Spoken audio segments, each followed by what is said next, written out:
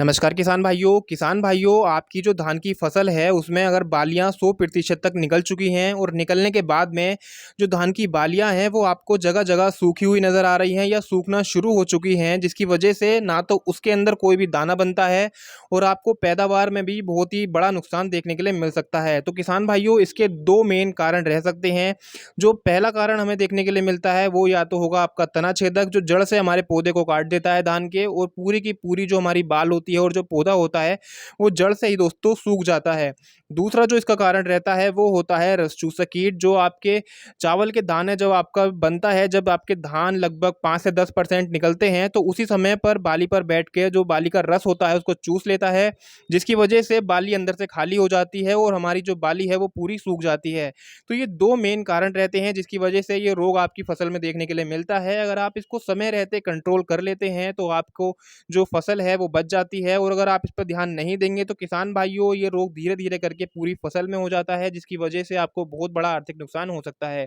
तो किसान भाइयों स्वागत करता हूं मैं आपके यूट्यूब चैनल तनु एग्रो ट्रेडर्स में। अगर आप हमारे चैनल पर नए हैं, ये वीडियो पहली बार देख रहे हैं तो चैनल को सब्सक्राइब कीजिएगा। हमारे इस चैनल पर आपकी खेती बाड़ी से जुड़ी जो आपके फ़ायदे की वीडियो हैं वो आती रहती हैं। तो चलते हैं वीडियो में और जानते हैं दोस्तों ये जो बाली सूखने का जो रोग है इसको कैसे कंट्रोल करें। आपको बहुत ही अच्छी एक दवाई ऐसी बताऊंगा, एक ही दवाई में आप जो ये रोग है इसको कंट्रोल कर सकते हैं, जिससे आपकी फसल में ये रोग आगे ना फैले। तो चलते हैं वीडियो में और जानते हैं इन दवाइयों के और तरीकों के बारे में। तो किसान भाइयों सबसे पहले हम बात कर लेते हैं, अगर आपकी धान की फसल में जो बालियां हैं वो लगभग 5 या 10% ही अभी निकलनी शुरू हुई हैं, तो इस समय पर ही अगर आप किसी अच्छे कीटनाशक का इस्तेमाल कर लेते हैं तो आने वाले समय में जो बालियां निकल के आएंगी दोस्तों वो एकदम सुरक्षित निकलेंगी, एकदम हष्ट पुष्ट निकलेंगी, जिससे कोई भी जो बाली है आपको सूखने के लिए नहीं दिखाई देगी। तो किसान भाइयों इस समय पर आपको जो इस्तेमाल करना है वो है क्लोरो 20%, जो क्लोरोपाइरीफॉस 20% आता है, और उसके साथ में आपको करना है इस्तेमाल वो है लैम्डा साइलोथ्रीन 4:9 वाली आपको लेनी है। दोनों की मात्रा की अगर मैं बात करूं तो 1-1 ml दवाई आपको ले लेनी है।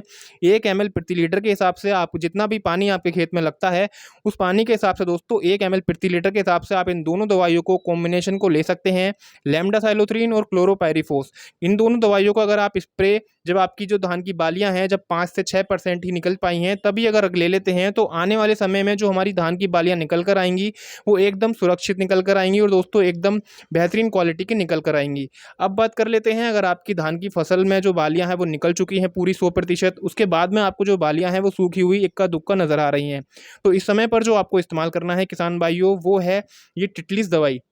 ये टिटलिस दवाई दोस्तों इंडोसिस कंपनी की है। ये कोई प्रमोशन के लिए नहीं बता रहा हूँ, आप किसी भी कंपनी की ले सकते हैं, लेकिन इसके अंदर जो साल्ट है वो है किसान भाइयों लैम्डा साइलोथ्रीन, और उसके साथ में जो कॉम्बिनेशन है दोस्तों वो है थाइमोक्सम। थाइमोक्सम जो इसके अंदर है 12:5% में दे रखी है, और जो लैम्डा साइलोथ्रीन है वो है 9:5 में। तो इन दोनों का कॉम्बिनेशन आपको इसी दवाई के अंदर देखने के लिए मिल जाता है। ये दवाई की मात्रा की अगर मैं बात करूं तो 200 ग्राम ये दवाई है, 200 ml ये दवाई है। 200 ml आपको 150 लीटर पानी में इस्तेमाल करनी है, मतलब 1 एकड़ में आप बड़े आराम से इसका स्प्रे कर सकते हैं।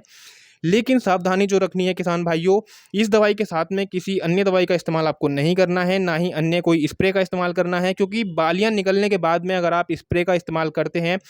किसी अच्छे स्टिकर का इस्तेमाल करते हैं, इसके साथ में किसी अन्य दवाई का इस्तेमाल करते हैं तो ये आपकी बाली को नुकसान पहुंचा सकती है और आपकी फसल को भी नुकसान पहुंचा सकती है। तो इसीलिए इस समय पर जो इस अवस्था में जो दवाइयाँ लगती हैं वो ना तो उसके अंदर कोई दवाई मिला के लगाई जाती है और ना ही स्टिकर के साथ में। तो किसान भाइयों जब बालियाँ नहीं निकलती हैं तो उस समय पर तो आप स्टिकर का इस्तेमाल कर सकते हैं, लेकिन धान की बालियाँ निकलने के बाद में आप दवाई के साथ में स्टिकर का इस्तेमाल बिल्कुल भी ना करें। इसकी मैंने मात्रा आपको बता दी है, इसके अंदर 2 साल्ट हैं लैम्डा और थाइमोक्सम, इन दोनों का कॉम्बिनेशन मात्रा है लगभग आपको 1 लीटर पानी की अगर हम बात कर लें तो 1 से 1.5 ml प्रति लीटर के हिसाब से आपको इसकी मात्रा रखनी है और अपनी फसल पर स्प्रे कर देनी है। कैसा भी कीट हो, चाहे वो रस चूसक कीट हो, चबाने वाला कीट हो, कोई तना छेदक हो या पत्ता लपेट हो, ये सभी प्रकार की जो हमारी धान की फसल में इल्लियाँ या सूड़ियाँ या तीतर दोस्तों लगता है उसको जड़ से कंट्रोल कर लेती है। मात्र एक स्प्रे में ही बहुत अच्छे रिजल्ट आपको देखने के लिए मिल सकते हैं। आप किसी भी कंपनी की ले सकते हैं किसान भाइयों। अगर इस दवाई को आप बाय कोरियर भी मंगवाना चाहते हैं तो आप हमें दिए गए नंबर पर अपने व्हाट्सअप मैसेज करके इसके बारे में पता कर सकते हैं, और अगर आपके धान की फसल में कोई अन्य और समस्या है तो उसके बारे में भी हमें कमेंट बॉक्स में बता सकते हैं या हमसे इस नंबर पर संपर्क करके हमसे पूछ सकते हैं।